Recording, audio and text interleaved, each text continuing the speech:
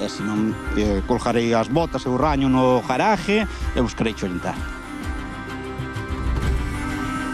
Bueno, seguimos no mar porque estamos en abril e dende o pasado día 1 volveu a abrir a campaña da anguía en Galicia. Dura exactamente 6 meses, ata o próximo 30 de setembro. Estamos falando dunha campaña importantísima, mirade senón os datos que deixan reflectir precisamente esta realidade. Falamos de que na campaña do ano 2024, o ano pasado, capturáronse preto de 34.000 kilos de anguía. A mí impresioname porque a verdade é que non tiña ni idea de que este dato era tan abultado, xerando ingresos de máis de 800.000 euros. Se facemos unha media, porque a verdade é que a anguía non ten un prezo medio marcado, así que vamos por esa media, e saínos a 24 euros o kilo de anguía, que non está absolutamente nada mal.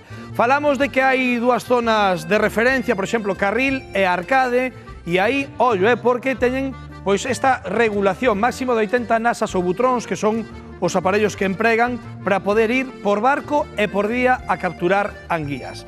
Imos precisamente a unha zona desas de referencia, a Arcade, porque mirade se é importante ali, tan só na primeira semana de campaña, os 14 barcos que traballan en Arcade capturaron 370 kilos de anguía. Atendede ben as explicacións de Gonzalo, que nos explica como é o aparello para capturar a anguía, que é moi peculiar, e ollo, cando se captura, non se vende ao momento esa anguía, teñe que estar entre 1 e 3 días nun tanque para conseguir algo, mirade.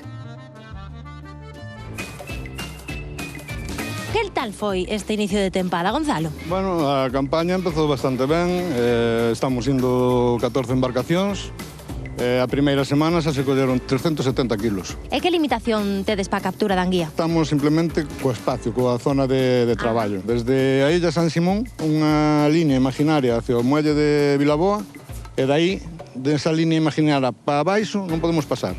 En horas e iso non temos limitación, en iso nin capturas. Europa nos limitou tamén o tempo de traballo, que antes traballamos 9 meses, ahora traballamos 6. Estas son as nasas nas que se collen as anguías. Exactamente. Este é un arte que traballa ao fondo. Tes en cada cacía, está composta por 8 nazas. Entón o bichiño que entra por... Entra por aquí. Isto chamase pesqueira, maza aquí. Isto que fai é mandar hacia un lado, hacia outro. Entón, el entra e vai entrando nas trampas. Depois o problema que tes é este. Mira. Que se ven a candorna e o que se fai é isto. Pues agora arranxalo. Sí, claro. Ese é o noso chollo. Traballar e seguir traballando. Ou sexa, que aquí veñen parar as anguías despois de recollelas. Aquí é onde estabilizamos toda a anguía que se colle durante o día. Vamos botando nas piscinas, diferentes piscinas. Canto tempo poden botar no tanque hasta que as vendedes? Aquí pouco tempo. Aquí, a ver, normalmente temos compradores que xa veñen continuo cada vez que xuntamos 100 kilos, 130, sabes, xa chamamos o comprador e xa van vindo. Na anguila, a maioría dos compradores mayoristas veñen de Portugal e tamén temos algún na Coruña e en Ourense. A maioría cos que traballamos son restauración daqui da zona tamén. Porque para lonxas ou así, entón? Para lonxas, co anguila non se traballa moito. Pero aquí hai algunha gordísima.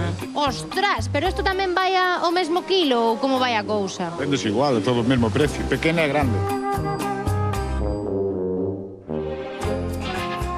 Vaya manxar e vaya calidade, espectacular. Bueno, Rocío, rematou a Semana Santa, é verdade? Sí. Pero isto non significa que rematarán as festas ou as celebracións, Menos mal. Sabedelo ben en Covas, en Meaño, o San Benito de Palermo.